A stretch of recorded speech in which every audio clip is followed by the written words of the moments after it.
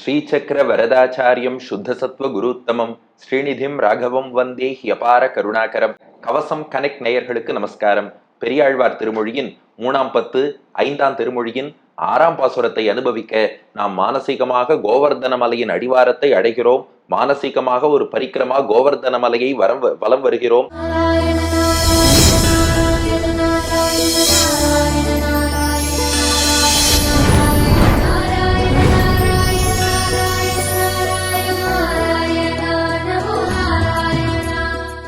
கண்ணபிரான் தன் திருக்கையாலே எடுத்து 7 நாள்கள் சுமந்த மலை. அந்த மலையை பற்றிய 10 பாசுரங்கள் அருளி செய்கிறார் பெரியாழ்வார் 3ஆம் பத்து 5ஆம் திருமொழியில. அதுல இப்போது 6வது பாசுரம்.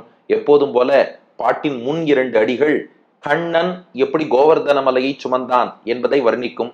பாட்டின் அடுத்த 2 அடிகள் அந்த கோவர்தன மலையில் நடக்கக்கூடிய இயற்கை காட்சியை வர்ணிக்கும். அப்படிப்பட்ட அற்புதமான 6வது பாசுரத்தை அனுபவிக்க தயாராயிட்டேளா? வாங்கோ பாசுரம். செப்பாடு உடைய திருமால் அவன் தன் செந்தாமரை கை விரல் 5னையும் கப்பாக மடுத்து மணி நெடுந்தோள் காம்பாக கொடுத்து கவித்த மலை. எப்பாடும் பறந்து இழி தெள்ளருவி இலங்குமணி முத்துவடம் பிறழ குப்பாயம் என நின்று காட்சி தரும் கோவர்தனம் என்னும் கொற்றக்குடையே. செப்பாடுடைய திருமாலவந்தன் செந்தாமரை கை விரல் 5னையும் கப்பாக மடுத்து மணி நெடுந்தோள் காம்பாக கொடுத்து கவித்தமலை. எப்பாடும் பரந்திழி தெள்ளருவி இலங்குமணி முத்துவடம் பிறழ குப்பாயம் என நின்று காட்சி தரும் கோவர்தனம் என்னும் கொற்றக்குடையே. இப்ப பாட்டின் முதல் பாதி கண்ணன் எப்படி கோவர்தன மலையை சுமந்தான். இங்க பாருங்க, ரொம்ப அழகான உதாரணம் கொடுக்கிறார். குன்று குடையாய் எடுத்தாய்னு சொன்னா இல்லையா ஆண்டாள் நாச்சியார், கோவர்தன மலையை குடையாக கண்ணன் தாங்கி பிடித்தான். ஒரு குடைன்னு சொன்னா என்னென்ன இருக்கும்? கீழே ஆதாரமா ஒரு கைப்பிடி இருக்கும். இது அப்படியே மனத்திரையில நினைச்சு பாருங்க. முதல்ல ஒரு குடை என்று சொன்னால் ஆதாரமாக கைப்பிடி இருக்கும். அதுக்கப்புறம் மேல போனா ஒரு காம்பு இருக்கும். குடைக்குன்னு சொல்லிட்டு ஒரு ஸ்டெம் பார்ட், அந்த காம்புன்னு நீளமான ஒரு கம்பி இருக்கும் இல்லையா, கம்பி. அதுக்கப்புறம் அந்த கம்பிக்கு மேலே பல பல கம்பிகளாலே அந்த குடை என்பது நன்றாக வேயப்பட்டிருக்கும். அதுக்கப்புறம் மேல ஒரு குடை இருக்கும்.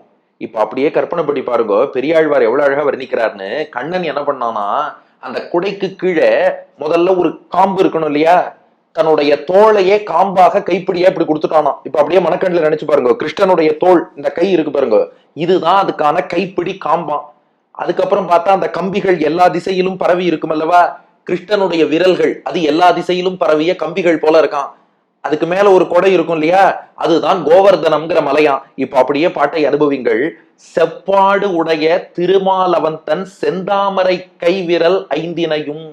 கிருஷ்ணன் தன்னுடைய 5 விரல்களையே குடைக்கான ஆதார கம்பிகளாக தந்து விட்டான். எப்பேற்பட்ட கிருஷ்ணன்? செப்பாடு உடைய.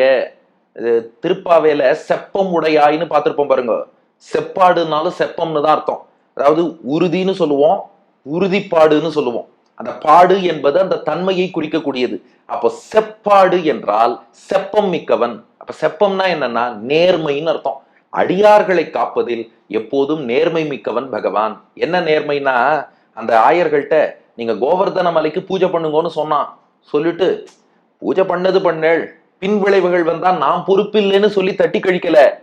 நான் பூஜை பண்ண சொன்னா அதனால இந்திரன் கோப்பப்பட்டு மழை பொழியறான்னா கண்ணனுடைய நேர்மை. என் பேச்ச கேட்டு நீங்க செயல்பட்டேள், உங்களுக்கு ஒரு ஆபத்துனா நானே காக்கிறேன்னு காத்தான் அல்லவா, அதுதான் நேர்மை. செப்பாடு உடைய. அடுத்து இன்னொரு நேர்மை காட்டுறார் மாமுனிகள். அது என்ன நேர்மைனா, நான் காப்பாத்தினேன்னு கூட வெளிக்காட்டிக்கலையாம். உண்மையான ஹானஸ்ட் பர்சன்னா நான் தான் செஞ்சேன்னு சொல்லி காட்ட மாட்டாராம். கண்ணன் என்ன பண்ணான்னா, நான் ஒண்ணும் பண்ணல, நீங்க மலைக்கு பூஜை பண்ணேள், உங்களை மலையே காப்பாத்தி விடுத்து அப்படின்னு ஆயர்களை நம்ப வைப்பது போல மலையை பூஜித்தீர்கள், மலையே ரட்சிக்கிறது, நான் சும்மா கையை தூக்கித்தான் வச்சேன், மலை தானா வந்து உட்காந்து உங்களை காப்பாத்துறதுன்னு தன் பெருமையை கூட வெளிக்காட்டி கொள்ளாமல் காத்தானே, அதுதான் நேர்மை. சும்மா ஒரு தடவை காப்பாத்திட்டு நான் உனக்கு அதை பண்ணேன் இதை பண்ணேன்னு சொல்லி காட்டுவது நேர்மை இல்லை. தான் செஞ்சதை கூட வலது கை கொடுப்பது இடது கைக்கு தெரியாமல் கொடுக்கறான் பாருங்க, அதுதான் நேர்மை. செப்பாடு உடைய. அப்படி நேர்மை கொண்டவனாக நேர்மையோடு அடியார்களை காப்பாத்தினா. என் மாமுனிகள் வியாக்கியானம் பாருங்க, பெருமாளுக்கு ஏன் அந்த நேர்மை வந்ததுன்னா, திருமால் அவன் தன்னர். அவர் வெறும் மாலா இருந்தா கூட இவ்வளவு காப்பாத்துவாரான்னு தெரியாது. திருன்னா லக்ஷ்மின்னு அர்த்தம். திருமால்னா லக்ஷ்மியின் கணவனான பெருமாள். கூட தாயார் இருக்காளோ இல்லையோ, தாயார் தான் சொல்றாளாம், பாருங்க உங்க பேச்ச கேட்டுண்டு கிருஷ்ணாவதாரத்துல பிசிக்கலா தாயார் பக்கத்துல இல்லைன்னு யோசிக்க வேண்டாம். என்னைக்குமே பெருமாளும் தாயாரும் இன்செப்பரபிள் என்டிட்டிஸ். ஒரு சொல்லும் பொருளும் போல, கடலும் கரையும் போல, சூரியனும் ஒளியும் போல அவ எப்போதுமே இணைந்துதான் இருப்பார்கள். கண்ணன் திருவுள்ளத்துல எப்போதும் லட்சுமி இருக்கான்னு தான் நம்ம புரிஞ்சுக்கணும். அந்த தாயார் தான் பெருமாள்கிட்ட சொல்றாளாம், பாருங்க உங்க பேச்ச கேட்டுட்டு இப்ப கஷ்டப்படுறா, காப்பாத்துங்கோ. நீங்க காப்பாத்தினேன்னு ரொம்ப காமிச்சுக்க வேண்டாம், அந்த மலையை தூக்கி பிடிச்சு காப்பாத்துங்கோ. எல்லாம் திரு சொன்னதால் மால் காப்பாத்தினானா. அப்ப செப்பாடு உடைய அடியார்களை காக்கணுங்கிறதுல நேர்மையோட இருக்கான். அந்த நேர்மை எங்கேருந்து வந்ததுன்னா திருமால் அவன் தன் லக்ஷ்மியால் வந்த நேர்மை. அந்த நேர்மையால என்ன பண்ணான்னா அவனுடைய இப்பேற்பட்ட கல்யாண குணங்கள் நிறைந்த பகவான் கண்ணபிரான் தன்னுடைய செந்தாமரை கை விரல் ஐந்தினையும். இப்ப அப்படியே பாட்டை கம்பேர் பண்ணி பாருங்க. செந்தாமரை கை பகவானுடைய திருக்கரம் இருக்கே, தாமரை என்றால் லோட்டஸ் எல்லாருக்கும் தெரியும். செந்தாமரைனா சிவந்த தாமரை. பகவானுடைய திருமேனி வண்ணம் கருநீலமா இருந்தாலும் இந்த உள்ளங்கையும் உள்ளங்காலும் பாம்ஸ் அண்ட் சோல்ஸ் மட்டும் ஒரு இளஞ்சிவப்பு தாமரை வண்ணத்தில் இருக்கும். அதான் அந்த செந்தாமரை கை. அந்த செந்தாமரை போன்ற கையில் உள்ள விரல் ஐந்தினையும், 5 விரல்கள் இருக்கு பாருங்க. ஒரு குடைன்னு சொன்னா 5-6 கம்பிகள் கீழே ஆதாரமா இருக்கும், அது ஆதார கம்பிகள்னு சொல்லுவா. அந்த ஆதார கம்பிகளாக 5னையும் கப்பாக மடுத்து. இந்த இடத்துல கப்புன்னு ஒரு வார்த்தை இருக்கு பாருங்க, இது ஆங்கில கப்பு இல்ல, தமிழ்ல கப்புன்னா ஆதாரம்னு அர்த்தம். கப்பாக என்றால் ஆதாரமாக. இப்போ ஒரு குடைன்னு சொல்லி மேல நூலால ஒரு துணியால குடைன்னு பண்ணியிருக்கோம்னா அதை கனெக்ட் பண்றதுக்கு கப்பு ஆதாரமாக கம்பிகள் வேண்டும் அல்லவா. கப்பாக அந்த ஆதார கம்பிகளாக, மடுத்து என்றால் நிறைத்துன்னு அர்த்தம். இது எவ்வளவு அழகான வார்த்தை பாருங்க. வைத்துன்னு சொல்லல, பிடித்துன்னு சொல்லல, மடுத்து நிறைத்துன்ட்டார். ஏன் இப்படி சொல்லணும்னா கொஞ்சம் கம்பேர் பண்ணி பாருங்க. இந்த கொடையில நடுவுல ஒரு கம்பி இருக்கு பாருங்க, அந்த கம்பியில இருந்து பக்கவாட்டுல போற ஆதார கம்பிகள்லாம் குடையின் நுனி வரைக்கும் போகணும். சரியா, அந்த குடையின் நுனி வரைக்கும் போய் அதை கனெக்ட் பண்ற மாதிரி இருக்கணும். கிருஷ்ணனுடைய விரல்கள் இருக்கே எல்லாம் சின்ன விரல்கள் தான்.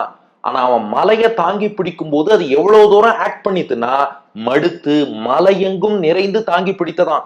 வெளியில இருந்து பார்க்கும்போது சின்ன கை சின்ன விரல் போலதான் இருக்கு. ஆனா அந்த விரலின் சக்தி இருக்கே, அதன் பவர் இருக்கே, வெர்ச்சுவலா அந்த மலை முழுக்க ஆதாரமாக நிறைந்திருந்து மொத்தமா தூக்கி பிடித்தது.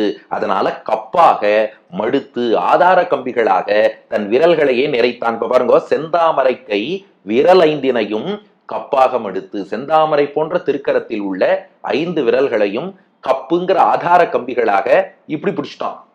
அதுக்கும் கீழே கொடையில என்ன வரணும், கையில் பிடிப்பதற்கான காம்பு, அந்த ஸ்டெம் பார்ட் ஹேண்டில் வரணும். அதுக்கு என்ன பண்ணான்னா மணி நெடுந்தோள் காம்பாக கொடுத்து கவித்தமலை. மணி நெடுந்தோள் அவருடைய தோல், இங்க தோல்னு சொல்லிட்டா தோல்ல இருந்து ஆரம்பிச்சு மணிக்கட்டு வரைக்கும் வச்சுக்கணும். ஏன்னா கை விரல்கள் தனியா இப்படி கொடுத்தாச்சு, அது கப்பு. கீழே இருக்கிற காம்பு எதுனா இந்த ஷோல்டர்ல இருந்து ரிஸ்ட் வரைக்கும். அது என்ன பண்ணான்னா மணி நெடும் தோள். எவ்வளவு அழகான வர்ணனை. மணி என்றால் நீலமணி, நீலரத்தனம் போல் இருக்கான் அவனுடைய திருக்கரம். அத்தோடு நெடும், நெடும்னா பெருசாவும் இருக்கு. ஏன்னா இப்படி கற்பனை பண்ணி பாருங்க, கொடையோட மேல் பகுதி பெருசா இருக்கும், காம்பு சின்னதா இருக்கும்னா நல்லா இருக்குமா. கொடை அளவுக்கு காம்பு இருக்கணும் இல்லையோ. நெடும் தோல், இவன் தோளும் அவ்வளவு நீளமா இருக்கான். ஆக தோல் மலையையே குடையாக பிடிப்பதற்கு ஏற்ற காம்பு எவ்வளவு நீளம் இருக்கணுமோ அவ்வளவு நெடுந்தோள், நீண்ட தோள்களாக இருக்கு. அப்ப விரல்கள் என்னடான்னா கப்பாக மடுத்து. தோல் எப்படின்னா மணி நெடுந்தோள், நீலமணி போல. ஒரு குடைக்கே நீலம் ரத்தனம் பதித்த ஒரு காம்பு பண்ணா எப்படி இருக்கும், அப்படி நல்ல நீளமான காம்பாக காம்பாக கொடுத்து. கொடுத்துன்னா அந்த தோளையே கொடுத்துட்டானா, இந்த இதையே காம்பா வச்சுக்கோன்னு. இந்த கொடுத்துங்கிறதும் அழகான பிரயோகம். என்ன காரணம்னா இந்த தோளோடு கூடிய கையால காம்பை நாம பிடிச்சுப்போம். குடையின் காம்பை நாம் எப்போதும் பிடிப்போம். கிருஷ்ணன் என்ன பண்ணான்னா குடைக்கு காம்பை கொடுத்துட்டானா, தன்னுடைய தோளையே காம்பாக கொடுத்து கவித்த மலை. அடுத்த வர்ணனை பாருங்க. மலைய நேரா பிடிக்கல, கவித்தனா கவிழ்த்து தலைகீழா பிடிச்சான்னு அர்த்தம். கவித்த மலை அப்படி தலைகீழாக பிடித்து கொண்டு இருக்கிறான். இப்ப அப்படியே மனத்திரையில பாருங்க, குடைக்கான காம்பாக கண்ணனுடைய திருத்தோள்கள், அதில் உள்ள ஆதார கம்பிகளாக அவன் திருவிரல்கள், அதற்கு மேலே உள்ள குடையாக கோவர்தன மலையை கவிழ்த்து பிடிச்சுட்டு இருக்கான். அப்படி பிடிச்ச மலை கோவர்தன மலை. பாட்டின் முதல் பாதிக்கு அர்த்தம் இப்ப புரிஞ்சிருக்கும். இப்ப பாட்டின் 2வது பாதிக்கு வருவோம். அந்த மலையில் நடக்கக்கூடிய இயற்கை காட்சி. எப்பாடும் பறந்து இழி தெள்ளருவி. அந்த மலையில நிறைய அருவிகள்லாம் இருக்கான். இன்னைக்கும் கோவர்தன மலைக்கு போனா அங்கே அருவிகள்லாம் அப்படியே சொருகின்றன. அந்த அருவி என்ன பண்றதான், எப்பாடும் எல்லா திசைகளிலும். பாடுனா இந்த இடத்துல திசைன்னு அர்த்தம். எப்பாடும்னா எல்லா திசைகளிலும் பறந்து இழி, பறந்து இழினா பறந்து செல்லக்கூடிய, எல்லா திசைகளிலும் பறந்து பாயக்கூடிய தெள்ளருவி. அருவினா வாட்டர் ஃபால்ஸ், தெள்ளருவினா தெளிந்த வாட்டர் ஃபால்ஸ், தெளிவான அருவிகள்னு அர்த்தம். எப்பாடும் பறந்து இழி தெள்ளருவி, எல்லா திசைகளிலும் பறந்து பரவி, இழி அங்கெல்லாம் தங்கக்கூடிய, அங்கெல்லாம் நீர் நிரப்பக்கூடிய தெள்ளருவி, தெளிந்த அருவிகள் கோவர்தன மலையில பாயறதே. அதை பார்க்கும்போது எப்படி இருக்குன்னா, இலங்குமணி முத்துவடம் பிறழ. முத்துவடம்னு கேள்விப்பட்டிருக்கா? பேர்ல் நெக்லஸும்பா. பேர்ல் முத்து, நெக்லஸ் ஒரு வடம், கழுத்துல வந்து தங்க வடம், வைர வடம், அது போல முத்து வடம்னு சாத்துவா பாருங்க. கோவர்தன மலைக்கு முத்து வடம் போட்ட மாதிரி இருக்கான். ஏன்னா இப்படி ஒரு அருவி வருது, இப்படி ஒரு அருவி வருது, எல்லாம் தள்ளருவி, நல்ல வெளுப்பா இருக்கு. அதனால இலங்கு, இலங்குனா ஒளி வீசக்கூடிய, மணி முத்து, மணி என்றால் இந்த இடத்துல அழகானன்னு அர்த்தம். மணி முத்துனா அழகான முத்து, வடம் ஒரு முத்து வடம், முத்து ஆரம், பிறழ. பிறழங்கிறது இங்க ரொம்ப அழகான வார்த்தை. இந்த இடத்துல பிறழனா தனித்தனியே பிரகாசிக்கன்னு அர்த்தம். ஒருத்தர் கழுத்துல நிறைய முத்து வடம் போட்டுருந்தாருன்னு வச்சுக்கோங்களேன், எல்லாம் சேர்ந்து ஒரு மாதிரி பிரகாசிக்கும், கண்ணை கூசுமே ஒழிய எத்தனை முத்து வடம் போட்டிருக்காருன்னு நம்மளாலேயே கண்டுபிடிக்க முடியாது. ஆனா இந்த மலை இருக்க, இதுக்கு எப்படி இருக்கான், இலங்கு மணி முத்து, நன்கு ஒளி வீசும் அழகான முத்து வடம், பல பல வடங்கள், நிறைய அருவிகள் வரிசையா இருக்கு. பிறழன்னு சொல்லியாச்சுன்னா ஒவ்வொன்றும் தனித்தனியே பிரகாசிக்கிறதா. அது ஒரு முத்துவடம், இது ஒரு முத்துவடம், இது ஒரு முத்துவடம், இது ஒரு முத்துவடம் என்னும்படி எப்பாடும் பரந்தெழி தெள்ளருவி, எல்லா இடத்திலும் பாயக்கூடிய அந்த தெளிந்த அருவிகள் எல்லாம் இலங்குமணி முத்துவடம் பிறழ, அழகாக தனித்தனியே ஒளி வீசக்கூடிய முத்துகாரங்கள் போல அந்த மலை மீது ஒளி வீச, அத கொஞ்சம் தூரத்திலேருந்து பார்த்தா எப்படி இருக்குன்னா, குப்பாயம் என நின்று காட்சி தரும் கோவர்தனம் என்னும் கொற்றக்குடையே. பார்த்தா கோவர்தன மலையே குப்பாயம் போட்டு இருக்க மாதிரி இருக்குன்னார். குப்பாயம்னா என்ன? அதுவா ஆங்கிலத்துல ஷர்ட்னு சொல்றோமே, அதுக்கு தமிழ் வார்த்தை என்ன? சட்டை. சட்டைங்கிறது தமிழ் வார்த்தை கிடையாது, குப்பாயம் என்பதுதான். மீண்டும் நம் அன்பர் திருக்குடந்தை ஸ்ரீ உவே மோகன் சுவாமியை நினைவில் கொள்ளுங்கள். எத்தனையோ தமிழ் வார்த்தைகள் பெரியாழ்வார் தான் நமக்கு அறிமுகப்படுத்தி காட்டியிருக்கார். அதுல பல உதாரணங்கள்ல இதுவும் ஒண்ணு. முன்னாடி சாளரம், ஜன்னலுக்கு பார்த்தோம் இல்லையா, ஜன்னல் ஜன்னல்னு எல்லாரும் சொல்றோம். ஆனா சாளரம்ங்கிற வார்த்தை பெரியாழ்வார் நமக்கு காட்டினார். அது போல சட்டை போட்டுக்கிறோமே, சட்டைங்கிறது தமிழ் வார்த்தை கிடையாது, அது எங்கேயோ அரபு பக்கம், பார்சி பக்கம் அங்கேருந்து வந்த வார்த்தைங்கிறா. அப்ப தமிழ்ல அதுக்கு என்னதான்ப்பா வார்த்தைனா, குப்பாயம் என்பதுதான் ஷர்ட் என்பதற்கான தமிழ் வார்த்தை. கோவர்தன மலைக்கு மேல ஒரு குப்பாயம் போட்டது போல. ஆமா, இத்தனை அருவிகளும் முத்துவடம் போல ஒளி வீசிட்டு இருந்தா அது வெறும் நெக்லஸ் மாதிரி தெரியலையா. கோவர்தன மலை வெள்ளை குப்பாயம் அணிந்திருப்பது போல் அது காட்சி தருகிறது. அதான் குப்பாயம் என நின்று, நின்றுனா நிலைத்து நின்று காட்சி தரும், கண்ணுக்கு காட்சி தரும் கோவர்தனம் என்னும் கொற்றக்குடையே. இதுல உள்ளுரை பொருள் இருக்கு. எப்போதுமே இந்த பாட்டின் 2வது பாதிக்குள்ள உள்ளுரை பொருள் சுவாபதேசம்னு ஒண்ணு சொல்றோம் பாருங்க. இங்க என்ன விஷயம்னா, அருவிகள் நீர் சொரியறது, அது பார்த்தா முத்தாரம் போல பிரகாசிக்கிறது, மலைக்கு சட்டை போட்டாப்புல இருக்கு. அது போலத்தான் ஆச்சாரியர்கள் அருவி போல முத்து முத்தா நமக்கு உபதேசம் பண்றா. அந்த ஆச்சாரியன் உபதேசத்தால் ஒரு ஞானம் வருது பாருங்க, அந்த ஞானம் தான் ஆத்மாவுக்கான குப்பாயமா. நம்ம உடம்புக்கு நல்லா குப்பாயம் எல்லாம் போட்டுக்கிறோம், சட்டை போட்டுக்கிறோம், எல்லாம் பண்றோம். ஆனா ஆத்மாங்கிறது சட்டை இல்லாம கிடக்கு. அந்த ஆத்மாவுக்கு பாதுகாப்பான குப்பாயம் எதுன்னா, அருவி போல் ஆச்சாரியன் திருவாயில் இருந்து, மலை போல் உயர்ந்தவர் ஆச்சாரியன், அந்த மலையிலேருந்து அருவி போல ஒரு உபதேசம் வருது, ஒன்னொன்னும் முத்து முத்தான உபதேசமா பிரகாசிக்கிறது.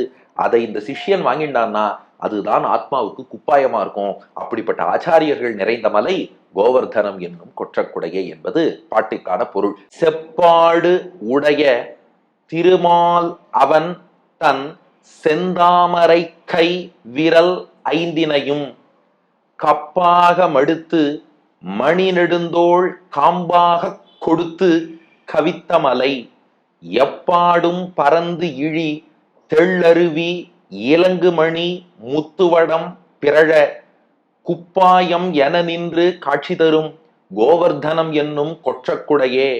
செப்பாடுடைய திருமாலவந்தன் செந்தாமரை கை விரல் ஐந்தினையும் கப்பாக மடுத்து மணி நெடுந்தோள் காம்பாக கொடுத்து கவித்தமலை, எப்பாடும் பரந்திழி தெள்ளருவி இலங்குமணி முத்துவடம் பிறழ, குப்பாயம் என நின்று காட்சி தரும் கோவர்தனம் என்னும் கொற்றக்குடையே.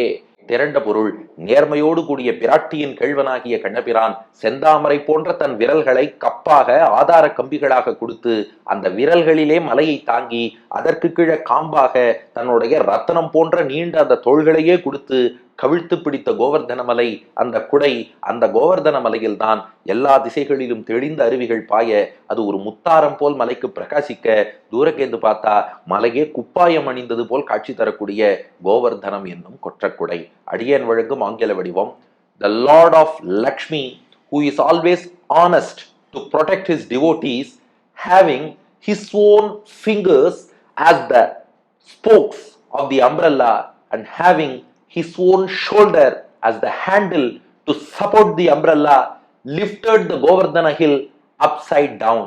In that hill, as waterfalls flow in all directions, they appear as if the mountain is adorned with pearl necklaces shining separately everywhere.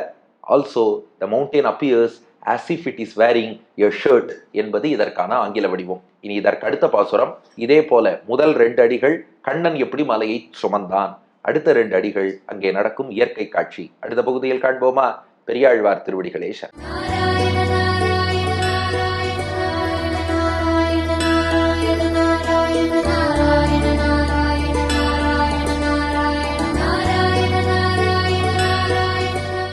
செப்பாடுடைய திருமாலவந்தன் செந்தாமரை கைவிரல் 5 கப்பாக மடுத்து மணி நெடுந்தோள் காப்பாக கொடுத்து கவித்த மலை. செப்பாடுடைய திருமாலவந்தன் செந்தாமரை கைவிரல் 5 கப்பாக மடுத்து மணி நெடுந்தோள் காம்பாக கொடுத்து கவித்த மலை. எப்பாடும் பரந்திழி தெள்ளருவி இலங்கு மணி முத்து வடம் பிழ குப்பாயமென நின்று காட்சி தரும் கோவர்தனம் என்னும் கொற்றகுடையே. கோவர்தனம் என்னும் கொற்றகுடையே, கோவர்தனம் என்னும் கொற்றகுடையே.